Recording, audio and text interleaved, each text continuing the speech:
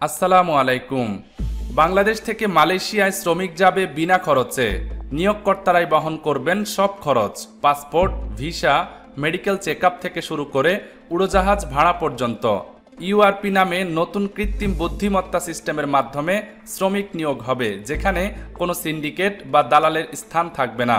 শ্রমিকদের রেজিস্ট্রেশন ও যোগ্যতা যাচাই করবে এআই চালিত সফটওয়্যার। সরাসরি শ্রমিক ও নিয়োগকর্তার যোগাযোগ নিশ্চিত হবে। প্রথম মাসের বেতন থেকে সামান্য সার্ভিস চার্জ কেটে নেওয়া হবে, যা এজেন্সি ও প্রশাসনিক কাজে ব্যবহার হবে। সংশ্লিষ্টরা বলছেন, এ পদ্ধতি বাস্তবায়িত হলে একজন শ্রমিককে আর 5 থেকে 6 লাখ টাকা খরচ করতে হবে না। এতে দালাল চক্রের দৌরাত্ম্য বন্ধ হবে এবং শ্রমিকরা নিরাপদে কর্মসংস্থানের সুযোগ পাবেন। অন্যদিকে মালয়েশিয়া সরকার আবারও কলিং ভিসা কোটা উন্মুক্ত করেছে।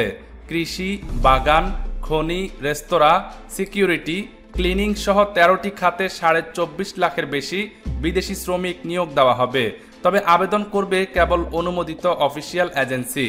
এদিকে মালয়েশিয়া নতুন করে কলিং ভিসায় 24 লাখ কর্মী নিয়োগ করবে, এরকম একটি খবরে কিছুটা বিভ্রান্তি তৈরি হয়েছে।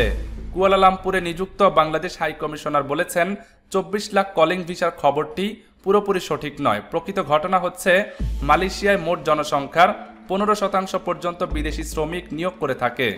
ওই দেশের জনসংখ্যার হিসাবে 24,76,000 বিদেশি শ্রমিক নিয়োগ করতে পারে। বর্তমানে মালয়েশিয়ায় প্রায় 20 লাখের মতো বিদেশি শ্রমিক কর্মরত রয়েছে।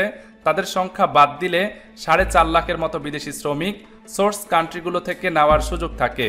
এই সংখ্যার মধ্যে মালয়েশিয়ার শ্রমবাজার বাংলাদেশের জন্য খোলা হলে তার একটি অংশ বা কোটা বাংলাদেশ পাওয়ার সম্ভাবনা রয়েছে।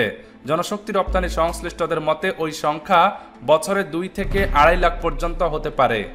এদিকে মালয়েশিয়ায় কলিং ভিসা চালু হচ্ছে এমন খবরে বাংলাদেশের কিছু প্রতিষ্ঠান শ্রমিকদের কাছ থেকে অগ্রিম টাকা নিতে শুরু করেছে। তারা স্বাস্থ্য পরীক্ষা বা মেডিকেল চেকআপ ও অন্যান্য ব্যয় বাবদ মালয়েশিয়া যেতে ইচ্ছুক শ্রমিকদের কাছ থেকে অর্থ সংগ্রহ করছে বলে খবর পাওয়া গেছে। ইতিমধ্যে মালয়েশিয়ান দূতাবাস এই বিষয়ে সতর্ক থাকা ও কোনো প্রতারক চক্রের মাধ্যমে টাকা পয়সা না দেওয়ার জন্য সবাইকে অনুরোধ জানিয়েছেন।